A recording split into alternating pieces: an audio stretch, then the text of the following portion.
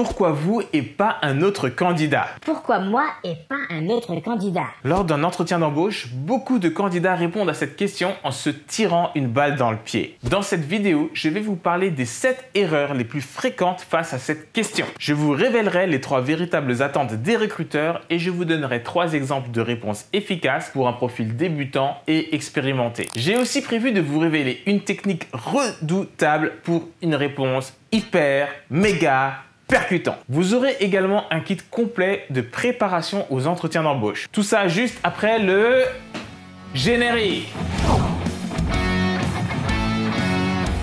Bonjour les punchers de l'emploi, ici Uriel Méniassan. Bienvenue sur Career Punch, le meilleur endroit pour doper sa recherche d'emploi et se faire embaucher en se démarquant des autres candidats. Yeah!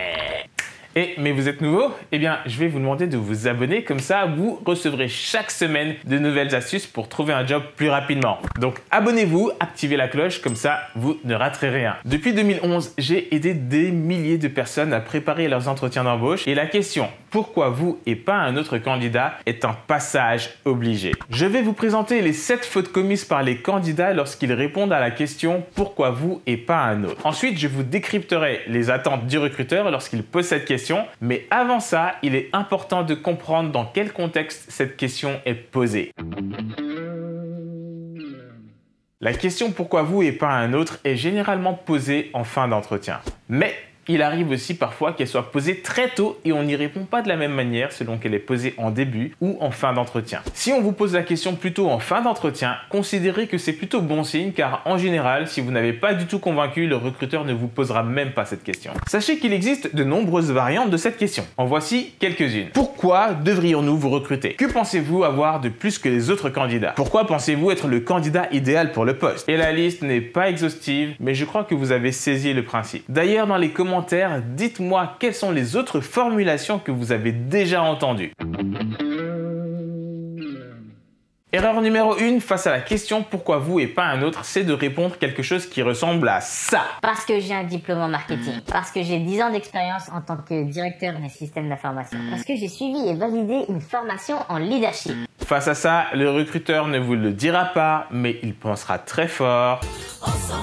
Lorsqu'on vous demande pourquoi vous et pas un autre, il est naïf de s'appuyer que sur un diplôme, une formation ou un nombre d'années d'expérience. Ça ne prouve pas que vous êtes compétent. Erreur numéro 2 face à la question pourquoi vous et pas un autre, c'est de répondre du tac au tac par une affirmation du genre « Parce que je le vaux bien ». Choisissez-moi et vous verrez que c'est le bon choix. C'est la mer Noire.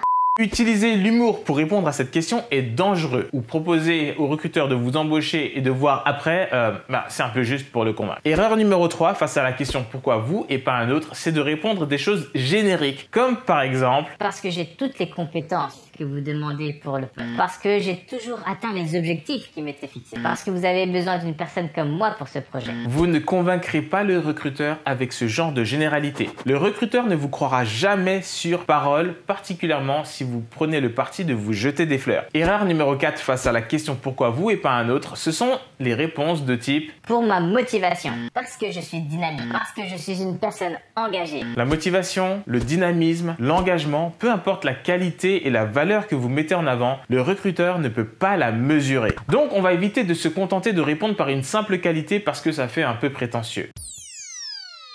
Erreur numéro 5 face à la question pourquoi vous et pas un autre candidat, c'est de répondre par des éléments qui sont au choix soit un prérequis de base, soit quelque chose d'anecdotique, soit quelque chose qui est complètement hors sujet par rapport aux missions du poste. Par exemple, si le poste réclame un anglais courant, vous n'allez pas dire que c'est ça qui va vous différencier par rapport aux autres candidats parce que c'est un élément indispensable. Erreur numéro 6 face à la question pourquoi vous et pas un autre candidat, et particulièrement lorsque la question vient en fin d'entretien, surtout ne répétez pas les arguments que vous avez déjà servi. Posé en fin d'entretien d'embauche, le recruteur essaye de vous dire « Surprenez-moi ». Là, le recruteur veut de la nouveauté, donc c'est exactement ce qu'il faut lui donner. Erreur numéro 7 face à la question « Pourquoi vous et pas un autre ?» Cela consiste à se comparer aux autres candidats. Alors, il y a la version prétentieuse qui dit quelque chose comme « Parce que je suis le meilleur, parce que je suis plus motivé que les autres ». Et il y a la version, disons, plus modeste qui va dire quelque chose du genre « Je ne saurais pas vous dire, je ne connais pas les autres candidats ». En disant que vous êtes le meilleur ou le plus motivé, vous vous placez placer au-dessus des autres, ce qui est généralement mal vu. Et en répondant que vous ne savez pas parce que vous ne connaissez pas les autres, vous ne répondez pas à la question et vous manquez une occasion de parler de vos atouts. Moins vous parlez des autres, plus vous pourrez parler de vous. Il y a une règle d'or en matière d'entretien d'embauche. Avant de répondre à la question du recruteur, quelle qu'elle soit, vous devez absolument comprendre les attentes du recruteur.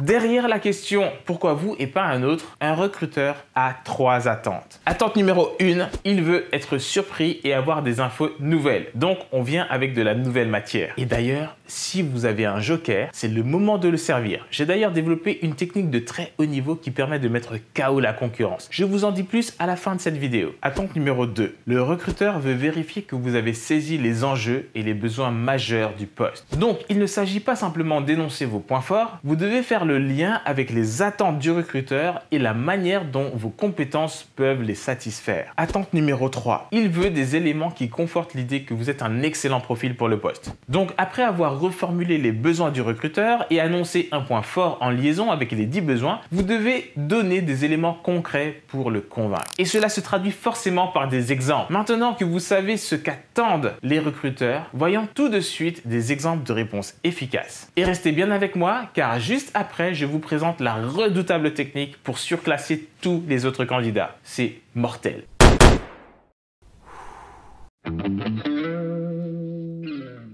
Quel que soit votre profil, je vous propose de suivre le plan que j'appelle le plan bulldozer. C'est un plan en 4 parties. 1. On rappelle l'enjeu principal du poste. 2. On annonce une compétence en lien avec l'enjeu principal du poste. 3. On illustre tout ça avec un exemple concret. Et 4. On conclut et on invite le recruteur à donner son avis. Je vais vous donner 2 exemples tirés des personnes que j'accompagne dans la préparation de leurs entretiens d'embauche. Le premier exemple est plus adapté si vous êtes quelqu'un qui a déjà de la bouteille en matière d'expérience professionnelle. Le deuxième exemple est plutôt pour un profil junior avec peu ou pas d'expérience. Par exemple, un jeune diplômé ou un alternant. Et je vous ai gardé un troisième exemple surprise.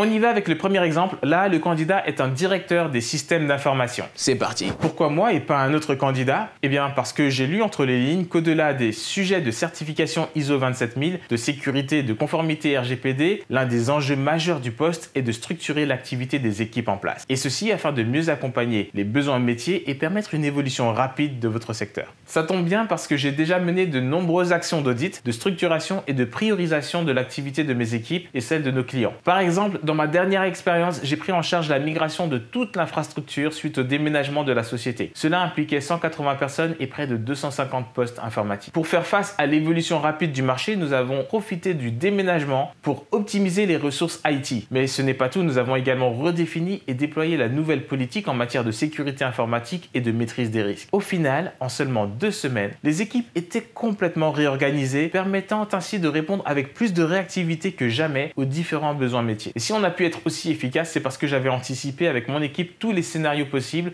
ce qui a permis d'être très réactif sur les incidents qu'on a rencontrés au cours de la migration. J'ai eu le sentiment, d'après ce que vous m'avez dit, que c'est le plus grand enjeu pour votre entreprise et que vous avez besoin d'une personne capable d'anticiper tout type d'imprévu. C'est pour cette raison que je suis convaincu d'être un candidat idéal pour le poste que vous offrez. Qu'en pensez-vous ? Le « qu'en pensez-vous » est stratégique et offre la possibilité aux recruteurs de confirmer, l'air de rien, que vous êtes le candidat idéal. Mais je vous parlerai d'au moins une autre manière de faire une réponse encore plus puissante à la fin de cette vidéo. Mais d'abord, passons à l'exemple du profil junior. Il est possible d'utiliser la même structure, sauf que les compétences, vous ne pouvez généralement pas les piocher dans une expérience professionnelle très probante. Cela dit, vous pouvez vous baser sur ces différents éléments. Vos stages, vos jobs d'été, les projets étudiants auxquels vous avez participé, les associations étudiantes, sportives, culturelles, cultuelles ou même politiques au sein desquelles vous avez œuvré. C'est pas une bonne nouvelle ?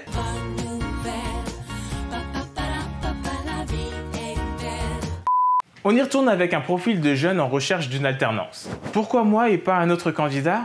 Je suis une bonne option pour vous car j'ai compris que vous avez besoin en priorité d'une personne capable de fédérer vos collaborateurs derrière une idée tout en les rendant acteurs. Ça tombe bien parce que lors de ma dernière année d'études, dans le cadre d'un projet étudiant, j'ai fédéré plus de 300 personnes. Je souhaitais mettre en place un dispositif sportif adapté aux personnes handicapées. Nous avons donc créé une association, organisé une pétition et recueilli plus de 300 signatures. Et parmi les signataires, certains m'ont aidé à obtenir 13 000 € de subvention pour réaliser ce projet, ce qui a été une vraie réussite. J'ai le sentiment, d'après ce que vous m'avez expliqué, que cette capacité est plus importante que 10 ans d'expérience. Et c'est pour cette raison que je suis convaincu d'être un candidat idéal pour vous. Qu'en pensez-vous? C'est pas mal, hein? Mais imaginez qu'on peut faire 3 fois mieux que ça. Si, je vais vous présenter une technique incroyable qui vous aidera à mettre KO la concurrence. Je ne veux pas te couper, mais ce serait pas mal un petit récap. Ok, on se résume tout ça en 30 secondes et juste après, je vous montre une structure de réponse qui provoque un effet waouh chez le recruteur. Il y a 7 erreurs à éviter et si je les résume en une phrase, ça consiste à ne pas étayer vos propos avec des exemples concrets, à vous comparer aux autres ou à faire de la redite. Alors qu'en fait, derrière la question pourquoi vous et pas un autre, le recruteur veut de la nouveauté. Mais il veut aussi vérifier que vous avez compris les enjeux majeurs du poste et être 100% convaincu par votre profil. Pour ce faire, que vous ayez un profil débutant ou expérimenté, vous pouvez utiliser le plan Bulldozer qui fait 4 choses. Il rappelle les besoins prioritaires du recruteur, il met en avant les compétences qui répondent le mieux, il illustre par un exemple concret et il suggère au recruteur que vous êtes le candidat idéal tout en l'invitant à échanger sur votre réponse. Et ensuite, vous pourrez dire à vos concurrents: tu connais la différence entre toi et moi? Sur moi, c'est la classe. Je vous ai promis de vous parler d'une technique incroyable pour surclasser tous les autres candidats. Grâce à elle, le recruteur va littéralement tomber à la renverse.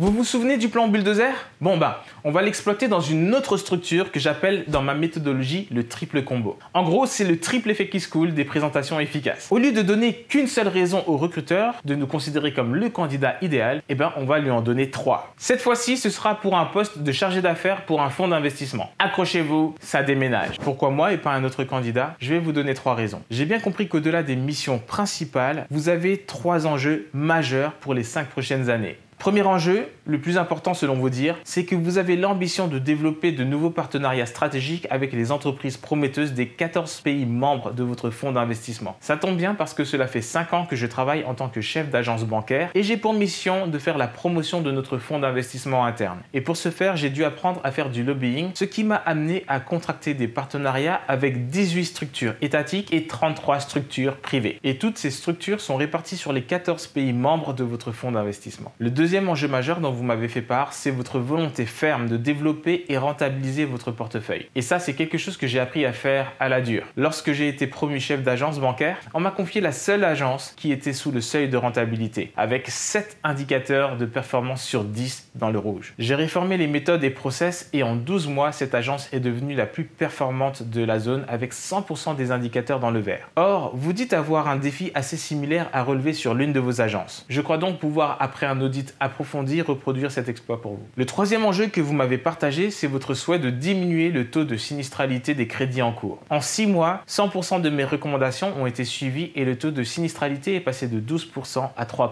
J'ai le sentiment, d'après ce que vous m'avez dit, que ces 3 enjeux sont vos plus grandes priorités et vous avez besoin d'une personne rodée à ce type de problématique et c'est pour ces 3 raisons que je suis convaincu d'être un candidat idéal pour vous. Qu'en pensez-vous? Ça demande un peu d'entraînement, mais quand vous maîtrisez ça, vous faites des étincelles en entretien. Mais vous savez quoi? Il est possible de faire encore 10 fois mieux que ça pour répondre à la question pourquoi vous et pas un autre. Et en plus, vous pourrez négocier votre salaire à la hausse. Comment on fait ça? Eh bien, grâce à une technique de haut niveau qui, pour toutes les personnes à qui je l'ai enseigné, a tout simplement provoqué leur embauche. Certains ont même signé leur contrat directement après l'entretien, tellement cette technique est puissante. Je vous ai préparé une vidéo complète sur le sujet. En attendant, si vous voulez être préparé aux entretiens d'embauche avec mes outils, je vous ai concocté un véritable kit de préparation pour faire des étincelles en entretien. Pour préparer vos entretiens avec moi, vous avez également un lien dans la description. Et juste là, vous trouverez d'autres vidéos pour vous aider à faire la différence et vous démarquer des autres candidats. Pensez à mettre un petit pouce vers le haut, ça m'encourage et ça aide mes vidéos à être plus visibles sur YouTube et vous m'aidez ainsi à aider d'autres personnes comme vous. Vous pouvez également me laisser un commentaire si vous avez une question ou une remarque. J'adore les lire et je réponds à tout le monde. À bientôt. Yeah!